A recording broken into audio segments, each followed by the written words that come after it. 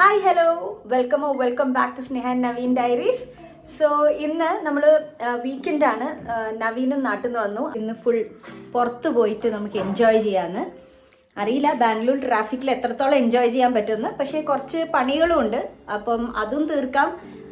അതിൻ്റെ കൂടെ നമുക്ക് പുറത്ത് പോയി കുറച്ച് പർച്ചേസിങ് ഉണ്ട്, ഷോപ്പിംഗ് ഉണ്ട്. സോ അതൊക്കെ ചെയ്യാമെന്ന് വിചാരിച്ചു.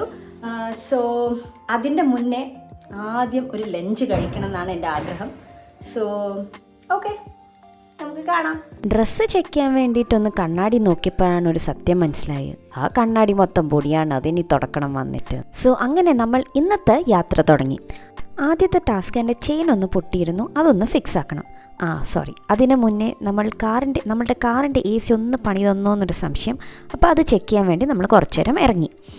അതിനുശേഷം നമ്മൾ മലബാറിലെത്തി. അത് കഴിഞ്ഞിട്ട് നമ്മൾ ആക്ച്വലി അത് ഫിറ്റ് ചെയ്യാൻ വേണ്ടിയിട്ടാണ് വന്നത്. പക്ഷേ പിന്നെ മനസ്സ് മാറി അത് റീപ്ലേസ് ചെയ്യാമെന്ന് പറഞ്ഞ അവസ്ഥയായി. അപ്പം അങ്ങനെ നമ്മളെ പഴയ സ്വർണ്ണമൊക്കെ ഒരുക്കി അതിൽ എത്ര കിട്ടും ഗ്രാമും വെയിറ്റും ഒക്കെ നോക്കി അതിൻ്റെ റീപ്ലേസ്മെൻറ്റൊക്കെ വാങ്ങിച്ചിട്ട് പുറത്തിറങ്ങി. ഇത്ര വേഗം വാങ്ങിച്ചിട്ട് പുറത്തിറങ്ങി എന്ന് പറഞ്ഞാലും നമ്മൾ അവിടെ സ്പെൻഡ് ചെയ്തത് 3 മണിക്കൂറാണ്. അത് കഴിഞ്ഞിട്ട് നമ്മുടെ അടുത്ത ടാസ്ക്കാണ് നമ്മൾ ക്രിസ്മസിന് വേണ്ടി ക്രിസ്മസ് ട്രീയും അതിൻ്റെ ഡെക്കറേഷനൊക്കെ മേടിക്കണം എന്ന്. അവിടെ കുറേ നോക്കി, പക്ഷേ നമ്മളുടെ ബഡ്ജറ്റിനൊത്ത് ഒന്നും ഇല്ലായിരുന്നു. പിന്നെ അധികം കളക്ഷൻസും ഇല്ലായിരുന്നു. അവർ നെക്സ്റ്റ് വീക്ക് കളക്ഷൻസൊക്കെ എത്തും എന്നൊക്കെ പറഞ്ഞു. പക്ഷേ നമ്മളെ മനസ്സിൽ ഇനിയിപ്പം ഇതിന് വേണ്ടിയിട്ട് വീണ്ടും പുറത്തിറങ്ങണ്ടല്ലോ, നമുക്ക് ഓൺലൈനിൽ തന്നെ മേടിക്കാം എന്ന് വിചാരിച്ചു.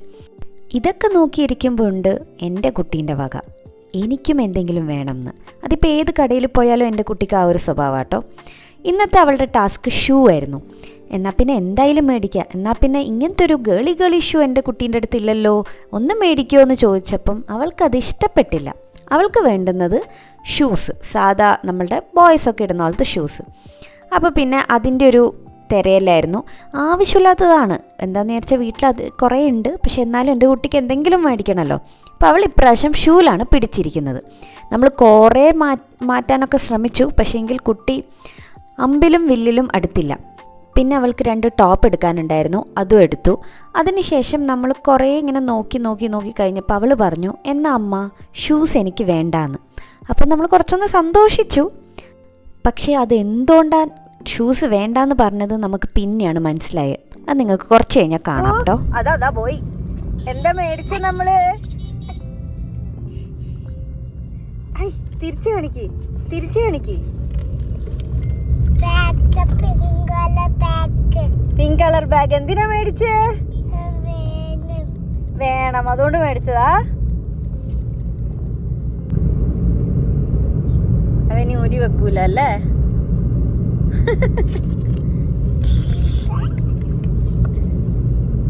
നമ്മളിനി എവിടെയാ പോകുന്നേ? മോളിൽ പോയിട്ട് ആദ്യം എന്താ ചെയ്യാ? അത് കഴിഞ്ഞിട്ട് പ്ലേ ചെയ്യണ്ടേ അപ്പോ?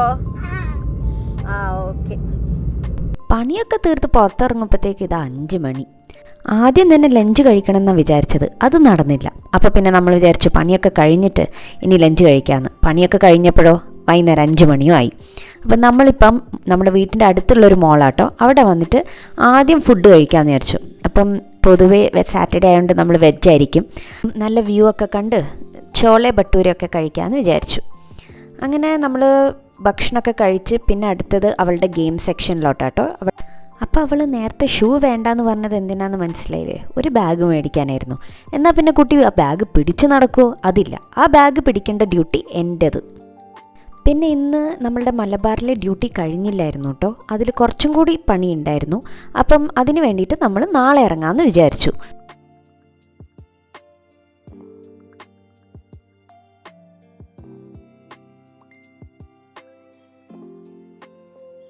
കളിച്ചൊക്കെ കഴിഞ്ഞപ്പോൾ ഞാൻ വിചാരിച്ചു എൻ്റെ മുഖത്ത് കുറച്ച് ബ്യൂട്ടീഷ്യൻ പണി ചെയ്യാമെന്ന്. സോ അതൊക്കെ കഴിഞ്ഞ് നമ്മൾ നേരെ വീട്ടിലേക്ക് വിട്ടു. വീട്ടിൽ പോകുന്നതിന് മുമ്പേ എൻ്റെ വലിയൊരാഗ്രഹം, എന്നാൽ പിന്നെ ഞാൻ വണ്ടി എടുത്ത് ഓടിക്കാമെന്ന്. അങ്ങനെ തപ്പിയും പിടിച്ച് നമ്മൾ എങ്ങനെയൊക്കെയോ വീട്ടിലെത്തി.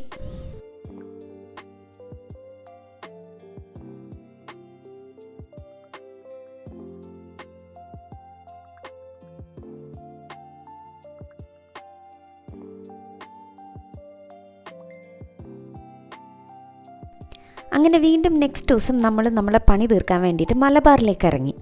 പക്ഷേ ഇന്ന് നമ്മൾ ഉറപ്പിച്ചു ഇനി ഭക്ഷണം കഴിച്ചിട്ടേ മുന്നോട്ടുള്ളൂ എന്ന്. സോ ആദ്യം തന്നെ നമ്മൾ വീട്ടിൻ്റെ അടുത്തുള്ള ഒരു റെസ്റ്റോറൻറ്റിൽ കയറിയിട്ട് നല്ലൊരു ബിരിയാണി അങ്ങ് അടിച്ചു.